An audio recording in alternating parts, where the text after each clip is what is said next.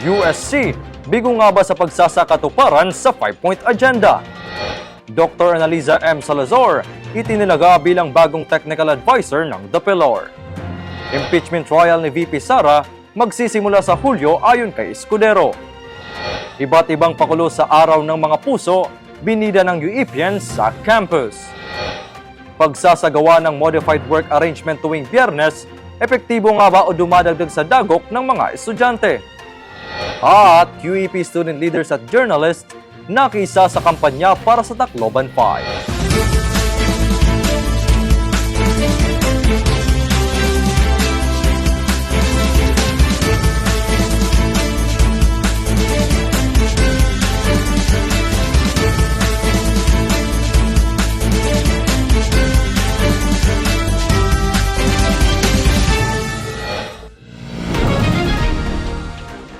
Magandang gabi, UEP. Ako si Kairos Bobon. At ako naman si John Rufert Doroga mula sa The Pillar, maghahatid ng mga kritikal na balita mula sa loob at labas ng ating universidad. Silipin at alamin ang mga kaganapan, tagumpay at mahalagang balita sa buwang ito. Ngayon ay Biyernes, 28 ng Pebrero taong kasalukuyan. Ito ang The Pillar Post. 10 buwan matapos ang landslide victory ng Samar Party sa University Student Council elections, nananatiling palaisipan sa UEPians kung naisakatuparan na ba nila ang kanilang ipinangakong pagbabago noong panahon ng kampanya. Sa isang panayam ng The Pillar kay Student Regent James Carl Calipes, inamin niyang naging ambisyoso sila sa mga nais nilang isagawang mga polisiya, proyekto at aktibidad, lalo pat mayroon lamang silang 1 taon para magserbisyo.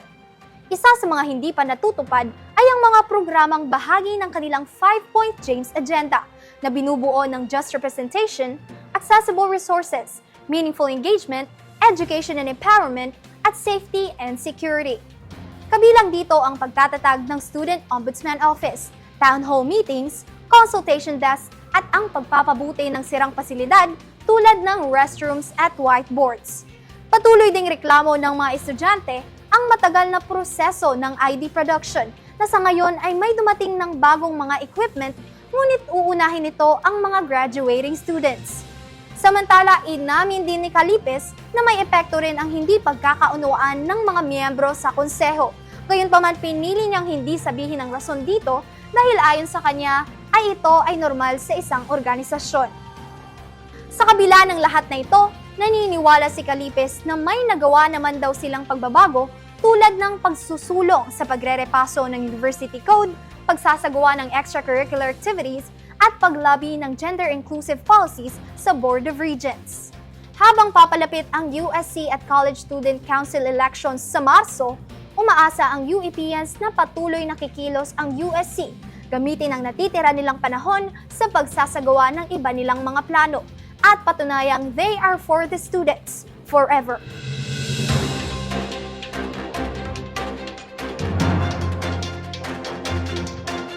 Matapos ang mahigit 6 na buwang paghihintay, itinalaga si Dr. Analiza M. Salazar bilang bagong technical advisor ng The Pillar. Narito si Aldrin Haduka para sa buong detalye.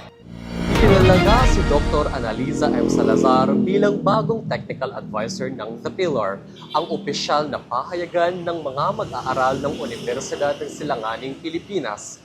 Ito ay sa bisa ng Special Order No. 14 Series of 2025 sa ilalim ng pamumuno ni Dr. Cherry I. Ultra. Sa isinumiting rekomendasyon ng nasabing pahayagan, nabanggit sina Professor Riza C. Basierto at Professor Marilo Morales. Gayunpaman, ang pagkakatalaga kay Dr. Salazar ay nakaangkla sa isinagawang pag-iindurso ni na Dr. Renato S. Balyado, Vice President for Academic Affairs, Dr. Karina Milagros, Vice President for Research Development and Extension, at Attorney Regine Ann A. Garcilaso, Vice President for Administration and Finance. Ayon kay Dr. Salazar, ang saklaw ng kanyang gampanin ay nasa technical na aspeto lamang at mananatili na nasa kamay ng mga estudyante ang pagkontrol nito.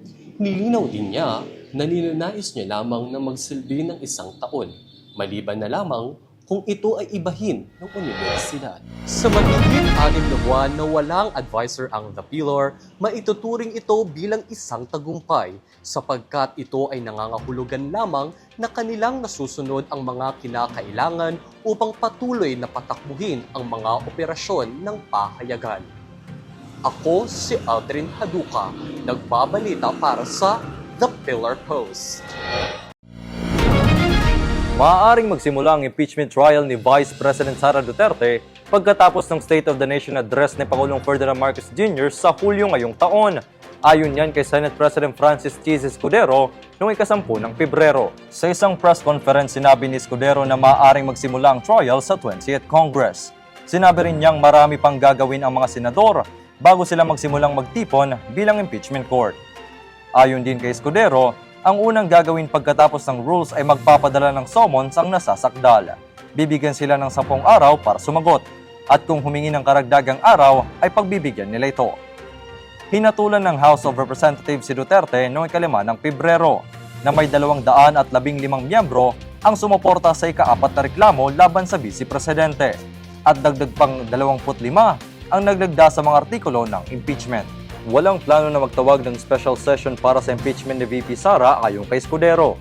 Bakit ko iibahin ang pagtrato dito sa impeachment complaint na ito? Hindi ito espesyal, hindi ito kakaiba.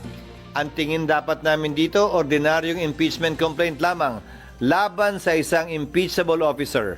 Pare-pareho lamang silang impeachable officer sa pananaw namin.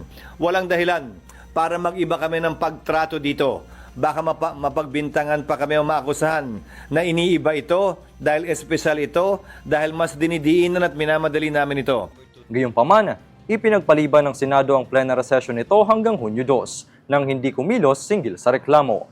Dahil dito, ang Senado ay magpapasya kung alisin siya sa kanyang posisyon. Kung siya ay mapatunayang nagkasala sa Senate trial, siya ay ipagbabawal na tumakbo para sa mga susunod na posisyon sa gobyerno. Isang bagay na maiiwasan kung magbibitiw siya bago pa man ang gaganaping paglilitis. At ayon sa Section 9, Article 7 ng 1987 Constitution, ang Pangulo ng Pilipinas ang pipili ng papalit sa bise mula sa Senado o House of Representatives at ang napiling kandidato ay dadaan sa pagboboto ng Kongreso kung sila ay sang-ayon o hindi. Sa kabila ng abalang akademikong buhay, hindi nakalimutan ng UEPians na iparamdamang pagmamahal sa isa't isa noong Valentine's Day. Para sa mga detalye, nakatutok si Gary Espinola. Puno ng pagmamahal ang bawat sulok ng universidad sa Araw ng Mga Puso noong 14 ng Pebrero. Sa kabila ng abalang oras ng mga estudyante at mga guro, ay hindi nakalimutan ng mga UEPian na ipadama ang tunay na diwa ng pagmamahal at pagpapahalaga sa isa't isa. Nagsilbi rin itong pagkakataon para sa mga UEPians upang maglaan ng oras sa mga klase at kaibigan, pagpapakita ng kabutihan sa kapwa at pagpaparamdam ng pagpapahalaga sa ating mga guro. Mula sa pamimigay ng mga bulaklak, pag-aalay ng kanta, at pagpapaskil ng kanilang mga nais sabihin sa Freedom Mall, iilan lamang ito sa mga pamamaraang ginawa ng mga UEPians upang gunitain ang Araw ng Mga Puso. Abala man ang lahat sa mga pang-akademikong gawain, ay huwag nating kakalimutang maglaan ng oras at tumigil panandalian at ipadama ang ating pagmamahal sa bawat isa dahil ang bawat araw ay araw ng pagmamahalan. Ako si Gary Espinola, nagbabalita para sa The Pillar Post. Susunod, pagsasagawa ng modified work arrangement tuwing Biyernes, epektibo nga ba o dumadagdag sa dagok ng mga estudyante? UEP student leaders at journalists nakiisa sa kampanya para sa Tacloban 5. Lahat ng iyan sa pagbabalik ng The Pillar Post. Sa papalapit na eleksyon 2025, marami ang nagmamasid at nag-aabang sa magiging kinalabasan ng mga debate. Sa GMA Senatorial Face of 2025, pinakita ng mga kandidato ang kani-kanilang mga pananaw at solusyon sa ilang mga isyung bumabagabag sa ating bansa. Pero sino kaya ang naging matagumpay sa pagsasagot ng mga isyu at sino naman kayang lumagapak? Alamin natin. Dapat bang bumalik ang Pilipinas sa International Criminal Court? Kailangan natin bumalik sa ICC dahil bulok ang sistema ng hustisya sa ating bansa at kailangang may ibang matatakbuhan ang mga biktima ng mga matitinding krimen sa ating bansa. Dito ho kasi sa ating bansa, double standards ang justice system eh. Kung mahirap ka, wala kang koneksyon, wala kang makukuhang hustisya. Lalo na kapag ang katapat, ang nambiktima sa iyo ay pulis, military o kaya mataas na opisyal ng gobyerno. Kung hindi natin ibabalik ang membership sa ICC, sinong maghahatol sa mga isyong kinakaharap ng ating mga mamamayan? Lalo na ang mga isyu ng karapatang pantao na nauurong. ICC is not all about justice. ICC is about control. They are not after justice, they are about controlling all the member nations of the ICC. Dapat bang ipa-drug test ang mga opisyal? Ang pagsugpo sa droga, hindi yan magic formula para sulbahin ang lahat ng kabulukan sa gobyerno. And dyan na naman tayo, ginagamit na naman natin ang droga bilang pinagkakasya natin ang problema ng buong bayan na yan ang magiging problema. Yan ay tukhang mentality ni Duterte. Kaya yan lumalabas dahil aminin na natin, nagbabanggaan si Marcos at si Duterte pinaparatangan niya si Marcos na bangag. Kaya meron tayong mga mandatory drug testing na ganyan. Sawang-sawa na ang taong bayan sa bangayan ng Marcos at Duterte. Pag-usapan nyo yung tunay na issue sa kahirapan, hindi yung mga droga-droga na yan. Napakahalaga ng isyong ito dahil hindi lang tungkol sa droga ang pinag-uusapan, tungkol din ito sa integridad ng ating gobyerno. Paano natin masusubok ang kredibilidad ng mga opisyal na may kinalaman sa mga policy decisions na nakakaapekto sa ating mga buhay kung hindi natin sinisiyasat ang kanilang pagkatao? Pero bakit nga ba ang focus ay droga lang? Isang malaking tanong na hindi dapat ipalusot, ano nga ba ang ibang uri ng pag-iinspeksyon na maaring mas magtibay sa isang opisyal kesa sa simpleng drug testing lamang? Saan dapat mapunta ang pera ng bayan? Rumampas si Mary Grace at 125 million inubos sa 11 araw. Sa gitna ng kahirapan, tumataas na gasolina, nagugutom at hindi nakakapasok ang mga dapat nasa eskwela. Bakit natin bibigyan ng confi funds ang mga ahensyang walang direct na mandato? Ang sagot ko po dito ay hindi agad-agad. Nagkakaisa po tayo na talagang dapat labanan ng korupsyon. Ngunit ako po ay naniniwala na ang lahat ng government agencies ay may kinalaman sa national security. Ang national security po ay hindi lang terorismo, komunismo, kundi kuminsan internal threats sa ahensya at sa mga empleyado nito. At ang COA po ay naglabas ng magandang circular 2015-01 na meron namang guidelines upang gastusin ang pondo na ito. Ang bawat piso mula sa kaban ng bayan ay isang napakalaking responsibilidad. Kung hindi natin makita kung paano ginugol ang mga pondo, paano tayo magtitiwala sa mga lider na humahawak ng mga pondong ito? Hindi ba't mahalaga ang transparency at accountability? Sa bawat kanto may mga proyekto na may nasasayang na pondo na hindi natin alam kung ano ang dahilan. Kung hindi natin pag-uusapan ang mga isyong ito, paano tayo makakaasenso bilang isang bansa na nag-uumpisa mula sa tamang pamamahala? Papayagan pa ba ang mga political dynasty sa gobyerno? Mga congressman natin at pati ang mga party list natin ay hawak na ng political dynasties. At sa dynasties na yan, dyan nagiging source ng corruption, electoral fraud, patayan doon sa mga local areas. We must pass an anti-dynasty law and I will use my position as a labor leader, a mass movement leader in order to mobilize the masses to also support that legislation. Hindi ba't ang political dynasties ay nagpapakita lamang ng kalakihang problema sa ating sistemang pampolitika? Ang mga pondo, posisyon, at kapangyarihan ay hawak na ng ilang pamilya. Ang dahilan na kung bakit mahirap magkuha ang pagbabago sa ating politika ay dahil patuloy silang naghahari-harian at sila lamang ang may access sa mga resources. Pwede bang magsimula tayo ng pamahalaang mas bukas at hindi nakatali sa iilang pamilya, parusa, o rehabilitation? Hindi ako agree sa death penalty. Imagine mo, ibababa mo sa 5 million. Tapos i-death penalty mo. Sino madi-death penalty niyan? Hindi si mayor, hindi si congressman, hindi ang mga dynasty, kundi yung simpleng bagman na may 5 million na share. Mga may hirap lang ang magsasuffer sa death penalty. Huwag nating kalimutan, habang marami ang nangihina sa hirap ng buhay, may mga opisyal na hindi napaparusahan sa kanilang mga maling gawain. Ang death penalty ay isang matinding hakbang. Ngunit ito ba ay magiging solusyon sa krimen ng mga corrupt officials? May mga nagnanais ng parusa, pero paano ang mga namumuno na may koneksyon at proteksyon? Hindi ba't ang solusyon ay hindi lamang sa parusa, kundi sa mas tiyak na pag-audit at pag-imbestiga? Sa bawat debate, tinatalakay ang iba't ibang isyong nakakaapekto sa kinabukasan ng ating bansa. Kaya hindi sapat ang nakikinig lang. Kinakailangan na marunong tayong mag-isip ng kritikal, magsaliksik, at tanungin natin ang ating mga kandidato kung ano ang kanilang mga plano upang tugunan ang mga isyong ito. ang pagtatanong-tanong ay ang unang hakbang tungo sa matalinong pagboto. Kaya ngayong eleksyon, huwag kalimutang magbasa, magsaliksik, at magtanong-tanong. Isang paalala mula sa The Pillar. Epektibo na ang bagong work arrangement sa University of Eastern Philippines, kung saan limitado na lang sa Lunes hanggang Huwebes ang regular na klase. Ngunit may pangamba ang ilang estudyante na ito'y magdulot ng dagdag na hamon sa kanilang pag-aaral. Narito si Gary Espinola para sa mga detalye.